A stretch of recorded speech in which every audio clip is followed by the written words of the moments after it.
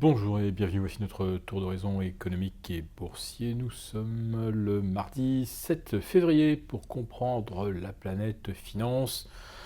Lorsqu'elle tourne toujours autour des les actions, c'est plus intéressant. C'est sur la bourse au quotidien et nulle part ailleurs. Et l'épisode du jour s'intitulera Acheter des actions, ça monte toujours. Alors que les séances où il ne se passe rien se multiplient, la justification que nous entendons dans la bouche des gérants et stratèges est la suivante. Les actions, c'est ce qu'il y a de plus intéressant. Oui, figurez-vous que lorsque les rendements obligataires chutaient, on achetait des actions parce que les obligations, ça rapportait rien. Maintenant que les obligations corrigent et que leur rendement augmente, on ne va pas acheter des obligations parce qu'elles baissent. Il faut acheter des actions. Et des beaux esprits nous expliquent que la tension que l'on observe sur les taux longs est une très bonne nouvelle pour les marchés d'actions. Des marchés d'actions qui, vous l'aurez remarqué, on va dire maintenant 2 séances sur 3, voire 3 séances sur 4 en moyenne, ne font rien. Nouvelle démonstration lundi soir, avec un S&P ou un Nasdaq qui ont fluctué dans un corridor de 0,25 à 0,3% d'amplitude. Alors, jusqu'en 2007, 0,2 à 0,3% d'amplitude, c'était des séances exceptionnellement peu volatiles. Imaginez le Dow Jones variant dans une fourchette de 50 ou 60 points. Il fallait des circonstances telles qu'une séance de creux de milieu de mois d'août où, en plus de ça, il n'y a aucune statistique au menu. Aujourd'hui, vous pouvez avoir des bonnes, des mauvaises, des statistiques totalement inattendues. Vous obtiendrez tout de même une séance à 0,20, 0,25 dans le vert, dans le rouge, voire parfois 0. Si l'on prend par exemple la séquence 9 novembre 7 février, c'est-à-dire depuis l'élection de Donald Trump, vous lisez partout que le marché a fait un Trump rally.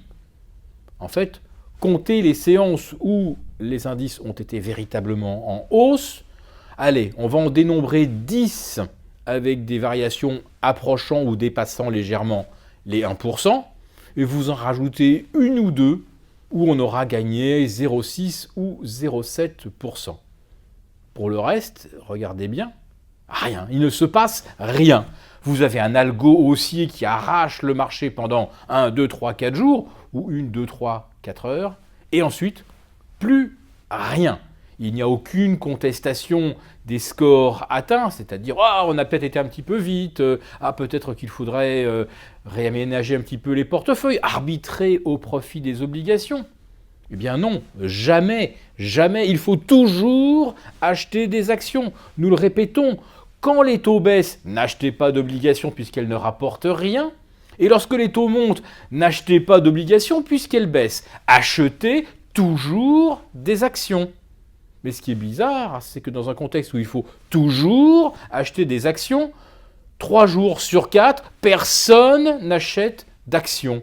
Pourquoi ? Tout simplement parce qu'il faut attendre le signal des Sherpas, Sherpas qui travaillent la main dans la main avec les banques centrales. Ce sont donc les banques centrales qui, en accroissant ou en réduisant au jour le jour les liquidités mises au guichet, vont inciter quelques très gros opérateurs à initier un mouvement de hausse, ou très rarement de baisse, presque toujours de la hausse, parce que dans ce coup, il y a un petit surplus de liquidités à investir, des liquidités évidemment dont le grand public, dont l'épargnant, dont vous qui nous écoutez, ne voyez jamais la couleur. Tout ça, c'est extrêmement technique. Ce sont les fameuses injections au jour le jour opérées par les banques centrales. Injections qui correspondent symétriquement, bien sûr, à des rachats, soit de dettes d'État, soit d'emprunts corporate. Bref, quand la Banque centrale rachète et assèche le marché d'un côté, eh bien, ça contraint finalement à acheter des actions de l'autre. Le mécanisme est bien connu depuis 2009. Donc en fait, il ne se passe jamais rien tant que les banques centrales n'ont pas donné une impulsion. Alors toute la question pour l'investisseur est de savoir que vont faire les banques centrales. Et on peut commencer à se poser la question à propos de la Fed, qui vient de se faire, entre guillemets, remonter les bretelles par un sénateur américain qui travaille dans le bureau d'à côté de celui de Donald Trump et qui estime que la Fed se mêle de ce qui ne la regarde pas, qu'elle se mêle de réglementation bancaire, de régulation internationale et qu'elle devrait se contenter sur son job, c'est-à-dire uniquement surveiller le comportement du système financier américain et éventuellement stabiliser le dollar. En fait, M. Trump ne tient pas du tout à ce que la Fed stabilise le dollar. Au contraire, si elle pouvait le faire chuter, ce serait pour le plus grand bien de l'économie américaine. Car, vous entendez bien ce que nous dit M. Trump, la Chine manipule sa devise. Autrement dit, le yuan est trop faible, l'euro est trop faible. Autrement dit, le dollar est trop fort. Il faudrait donc, si les méchants Chinois et les méchants Européens ne veulent pas faire remonter leur devise, eh bien il faudrait que la Fed contribue à le faire baisser. Et pour ça, il n'y a qu'un moyen. D'abord, arrêter de dire qu'on va monter les taux, naturellement.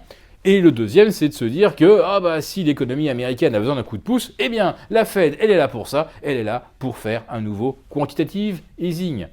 Est-ce que c'est vraiment dans les plans de M.